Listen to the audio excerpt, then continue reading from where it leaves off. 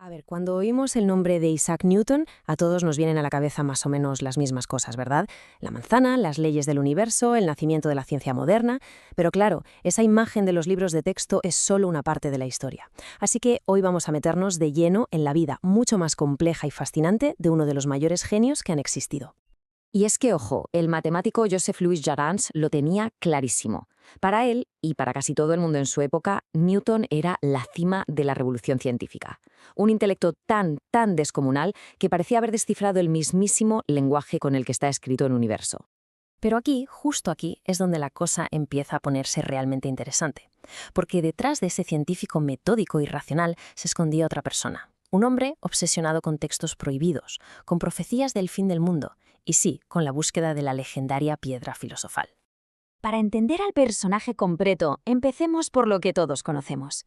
Vamos a hablar primero del Newton oficial, por así decirlo, el arquitecto de nuestra visión del cosmos. Sus descubrimientos públicos son, ni más ni menos, los cimientos de la física para los siguientes 200 años. Imaginan la escena. Es 1665. La peste bubónica está arrasando Inglaterra y Newton tiene que confinarse en su granja. Y es allí, en una habitación a oscuras, donde se pone a desentrañar uno de los grandes misterios de la naturaleza. ¿Qué es exactamente la luz? Este experimento, que parece tan simple, fue una auténtica revolución.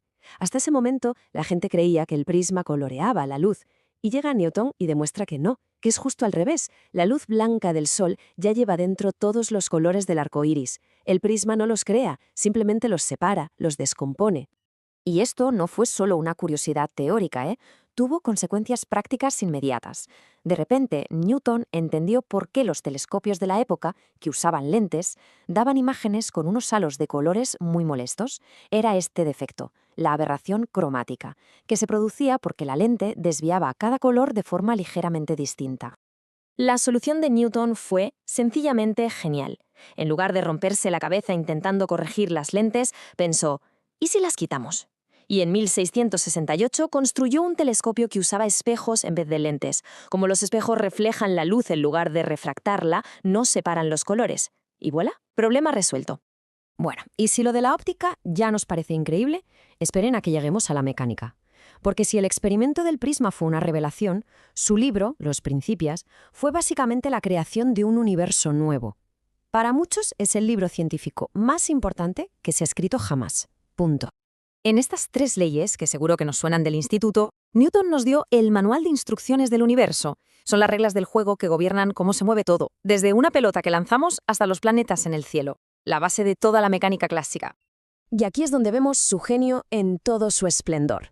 Conectó la famosa manzana que cae del árbol con la luna que orbita la Tierra. Se dio cuenta de que era la misma fuerza. Con una sola ecuación, unificó los cielos y la Tierra bajo las mismas reglas físicas. Es simplemente alucinante. Muy bien, hasta aquí el Newton que todos conocemos, el genio de la ciencia. Pero agarraos, porque ahora la historia da un giro de 180 grados.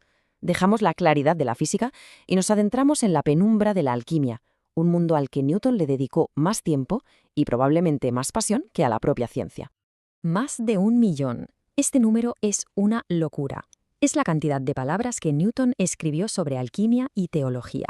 Para que nos hagamos una idea, es mucho más de todo lo que escribió sobre física y matemáticas juntas. Una barbaridad. Es que es como si hubiera 2 Newtons viviendo en la misma persona. Por un lado, tenemos al científico riguroso que calcula el cosmos con una precisión milimétrica. Y por otro, al místico que pasaba noches en Mela intentando encontrar la piedra filosofal, interpretando profecías bíblicas o defendiendo ideas religiosas que en su época eran pura herejía. Y que nadie piense que esto era un simple hobby. Para nada. Newton se sumergió en la alquimia con el mismo rigor que ponía en la física.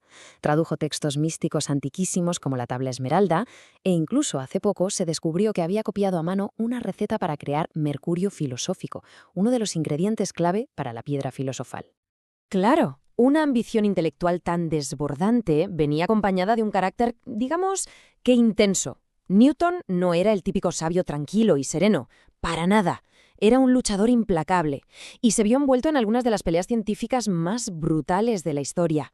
Hay 2 nombres que destacan en su lista de enemigos. Robert Hooke, otro científico brillante y polifacético, y Gottfried Leibniz, un genio a su altura. Sus enfrentamientos con ellos nos enseñan un lado de Newton mucho más oscuro, implacable y a veces bastante vengativo. Y aquí tenemos una anécdota que la verdad pone los pelos de punta. Después de que muriera Hooke, su archienemigo, Newton se convirtió en el presidente de la Royal Society, la institución científica más importante. Y qué casualidad, poco después, el único retrato que existía de Hooke se esfumó, desapareció para siempre. Muy sospechoso. Pero la guerra con Leibniz por la invención del cálculo fue todavía más salvaje. Para resumir, Newton lo inventó primero, pero como era muy suyo, se lo guardó en un cajón.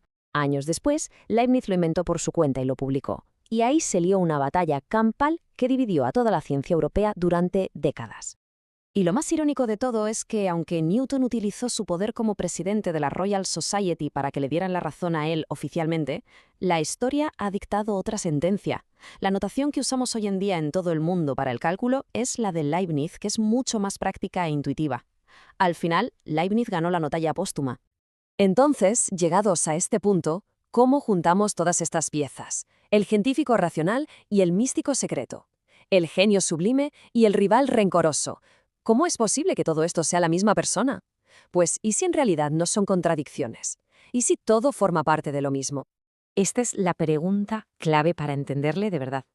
¿Y si para Newton la física, la alquimia y la teología no eran cosas separadas, sino que eran simplemente caminos distintos para llegar a la misma meta, la verdad absoluta del universo? En su cabeza todo estaba conectado. Su creencia alquímica en fuerzas espirituales que actúan a distancia pudo ser justo lo que necesitaba para imaginar algo tan abstracto como la gravedad. Para él, calcular la órbita de un cometa o descifrar una profecía de la Biblia eran dos maneras de hacer lo mismo: leer la mente de Dios.